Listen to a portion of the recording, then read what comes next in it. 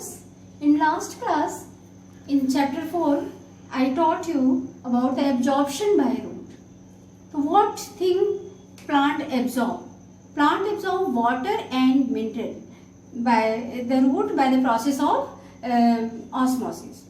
We have already learned in previous class. Now what that water works inside the plant body?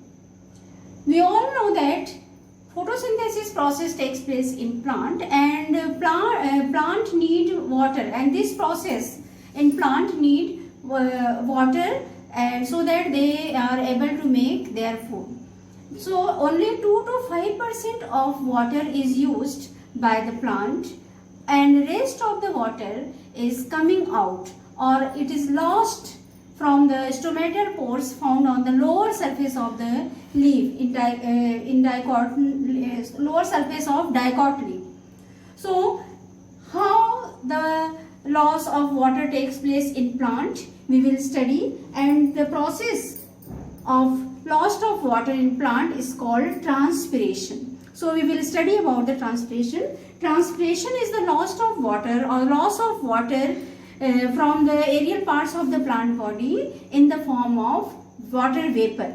It is not lost in the form of water, it lost in the form of vapors, so that we are not able to see the evaporation, losing of water from the plant body, because it lost in the form of vapors. Now there are some experiment which proves the process of transpiration. This is the spinach leaf, and we wipe the leaf with the help of blotting paper, and after that we tie the leaves by the help of polythene bag, and we will tie it at the base, and after 6 to 7 hours we will see some droplets found on the upper part of the polythene. So a question arises, from where these water comes? The water comes from these leaves, from these spinous leaves, and this is the loss of water, and this is the process of transpiration.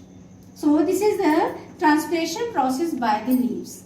Now it is also proved by the setup of these 3 experiments. There are the 3 setups: setup 1, setup 2 and setup 3. In setup 1 we will keep the potted plant, water potted plant is covered by the polythene bag. It is covered by the polythene bag to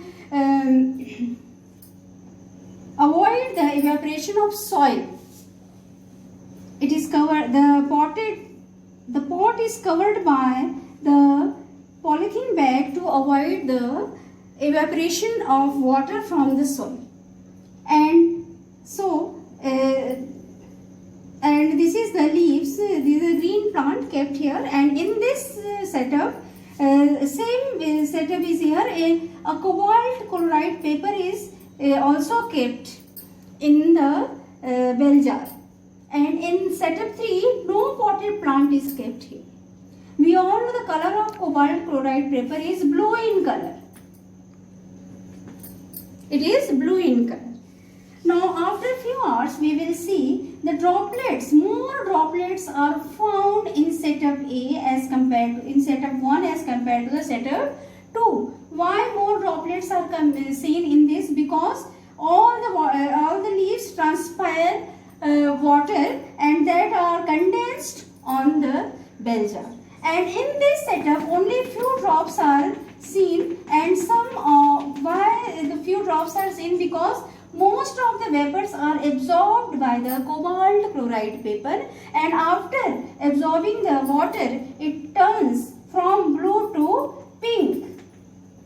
In moist condition cobalt chloride paper turns into pink in color, and so the droplets are very few in this set as compared to the set 1. And in set 3 there is no change in the color of cobalt chloride paper. It remains only blue in color, because there is no transpiration, no moisture found in the bell jar, so that there is no change in setup 3. In this way we will prove the process of transpiration, how the process of transpiration takes place in the potted or water potted plant and in the leaves. Now we will study the measurement of the transpiration. Now the next topic of our chapter is measurement of transpiration. There are two methods for measuring the rate of transpiration. First is the by weighing method and second is the by photometer. Now we will study, let's study about the measurement of transpiration by weighing method. This is the two setups are here. I will explain you this method by this experiment. This is the two spring balance.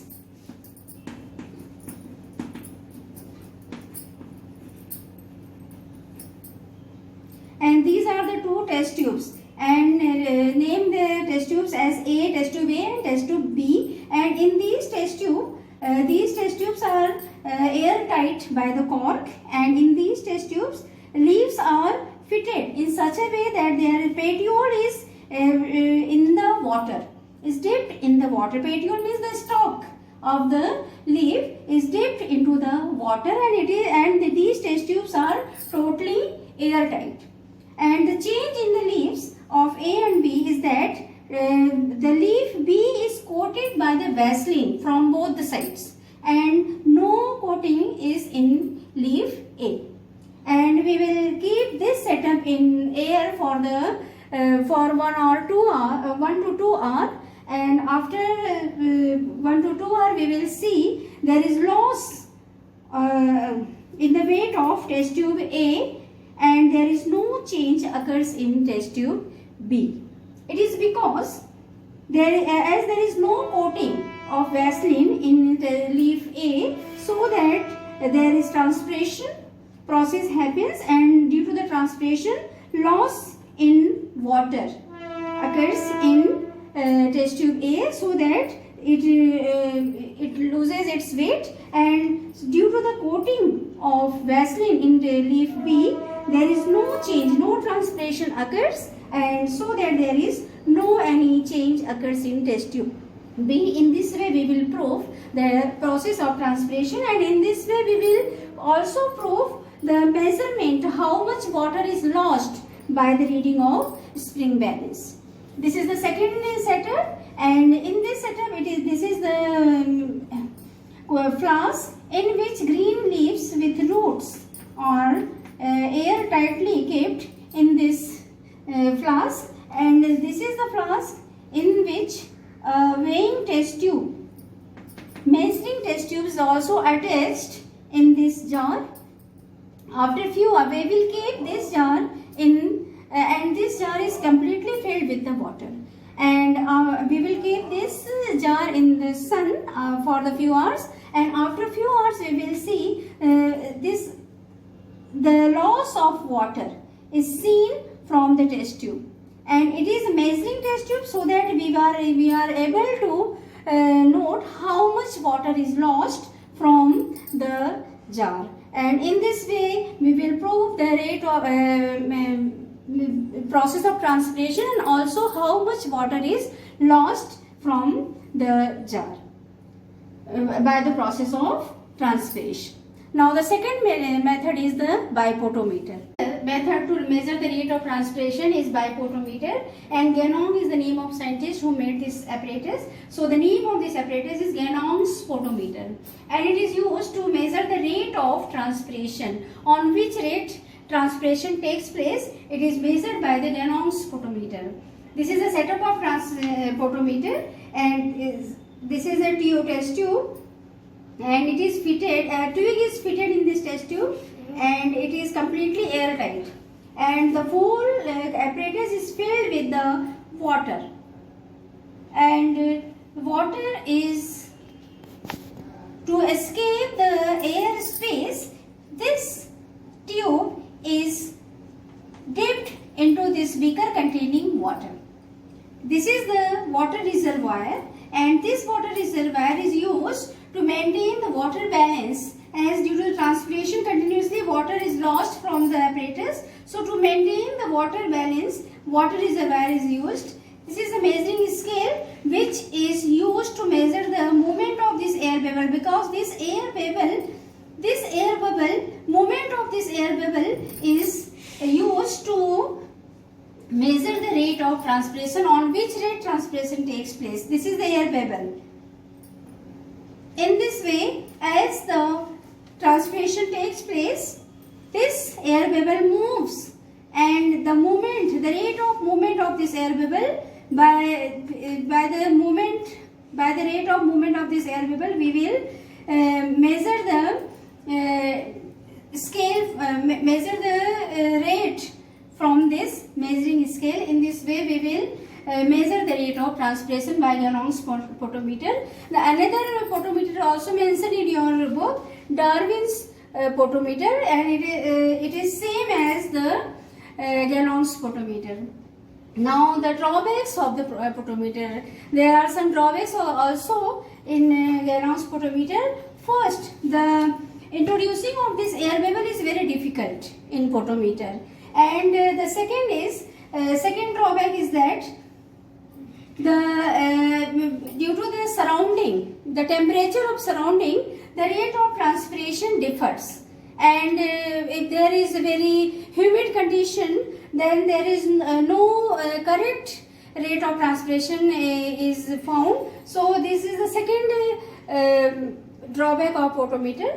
In this way, we will study about the measurement of transpiration by two methods, by weighing method and by pottometer. Now the next topic is evaporation, the difference between evaporation and transpiration. Now the difference between evaporation and transpiration, in both the processes water losses in the form of water vapor, but there is a slight difference found between evaporation and transpiration. First difference is evaporation is a physical process, while transpiration is a physiological process, as it occurs in living body, and it occurs in living plant body, so that it is a physiological process, but it occurs in the non-living body, so that it is a physical process. Now the second is loss of water occurs from the free surface, as it is a physical process. The loss of water occurs from the free surface. Suppose we kept water in a dish, after some time water loses from the dish, and that is the free surface, and in this water losses from the aerial parts of the plant body. Now the third difference is it is not controlled by osmosis. No osmosis process takes place in evaporation, but transpiration is controlled by the osmosis process. If osmosis process is more, rate of transpiration is more. If transpiration rate is more, osmosis is more. If transpiration is slow, then the rate of osmosis is slow. So it is controlled by the osmosis, and no osmosis process control the process of evaporation. Now the third is evaporation is the fast process as compared to the transpiration. Transpiration is a slow process, and the last is the only temperature and humidity. These two factors affect the rate of evaporation, and in spite of these, light, concentration of oxide and pH, these three factors also control the rate of transpiration, and no these factors control the rate of evaporation, because there is no use of these factors in the process of transpiration.